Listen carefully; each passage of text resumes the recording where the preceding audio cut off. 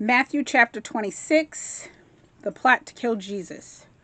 When Jesus had finished saying all these things, he told his disciples, "You know that the Passover takes place after 2 days, and the Son of Man will be handed over to be crucified."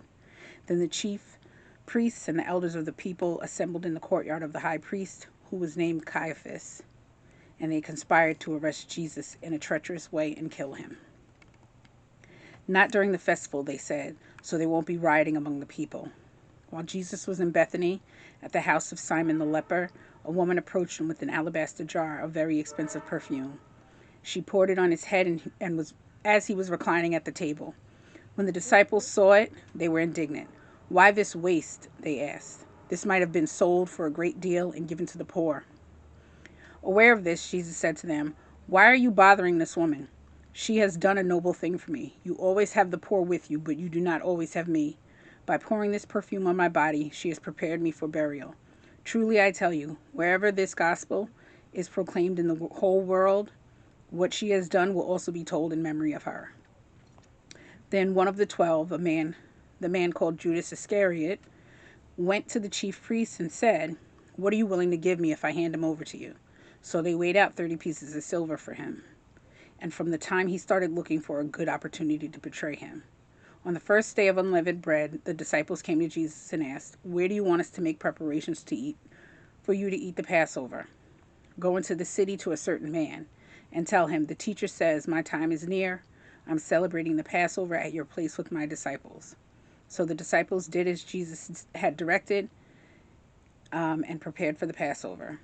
When evening came, he was reclining at a table with the 12. While they were eating, he said, "Truly I tell you, one of you will betray me." Deeply distressed, each one began to say to him, "Surely not I, Lord." And he replied, "The one who dipped his hand with me in the bowl, he will betray me. The Son of Man will go just as it is written about him. But woe to that man by whom the Son of Man is betrayed. It would have been better for him if he had not been born." Judas, his betrayer, replied, "Surely not I, Rabbi." "You have said it," he told him. As they were eating, Jesus took the bread, blessed it and broke it, and gave it to the disciples and said, "Take it and eat. This is my body." Then he took the cup. After giving thanks, he gave it to them and said, "Drink from it, all of you, for this is my blood of the covenant, which is poured out for many for the forgiveness of sins. But I tell you, I will not drink from this fruit of the vine from now on until that day when I drink it new with you in my Father's kingdom." After singing a hymn, they went out to the Mount of Olives. Then Jesus said to them, "Tonight all of you will fall away because of me, for it is written, 'I will strike the shepherd, and the sheep of the flock will be scattered.' After I have risen, I will go ahead of you to Galilee," Peter told them. "Even if everyone falls away because of you, I will never fall away." "Truly I tell you," Jesus said to him, "tonight, before the rooster crows, you will deny me 3 times." "Even if I have to die with you," Peter told him, "I will never deny you." And all the disciples said the same thing. Then Jesus came with them to a place called Gethsemane, and he told the disciples, "Sit here while I go over there and pray." Taking along Peter and the 2 sons of Zebedee, he began to be sorrowful and troubled. He said to them, "I am deeply grieved to the point of death. Remain here and stay awake with me." Going a little further, he fell face down and prayed, "My Father, if it is possible, let this cup pass from me. Yet not as I will, but as you will." Then he came to the disciples and found them sleeping. He asked Peter, "So you couldn't stay awake with me 1 hour? Stay awake and pray so that you won't enter into temptation. The spirit is willing, but the flesh is weak." Again, a second time, he went away and prayed, "My Father, if this cannot pass unless I drink it, your will be done." And he came again and found them sleeping, because they could not keep their eyes open. After leaving them, he went away again and prayed a third time, saying the same thing once more. Then he came to the disciples and said to them, "Are you still sleeping and resting? See, the time is near. The Son of Man is betrayed into the hands of the sinners. Get up, let's go. See, my betrayer near you." While he was still speaking, Judas, one of the 12, suddenly arrived. A large mob with swords and clubs was with them from the chief priests and elders of the people. His betrayer had given them a sign. "The one I kiss, he's the one, arrest him." So immediately he went up to Jesus and said, "Greetings, Rabbi," and kissed him. "Friend," Why have you come? Jesus asked him. Then they came up, took hold of Jesus, and arrested him. At that moment, one of those with Jesus reached out his hand and drew his sword. He struck the high priest's servant and cut off his ear. Then Jesus told him, "Put your sword back in its place, because all who take up the sword will perish by the sword. Or do you think I cannot call on my Father, and he will provide me here and now with more than 12 legions of angels?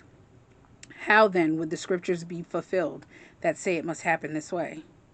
At that time Jesus said to the crowds, "Have you come out with swords and clubs as if I were a criminal to capture me?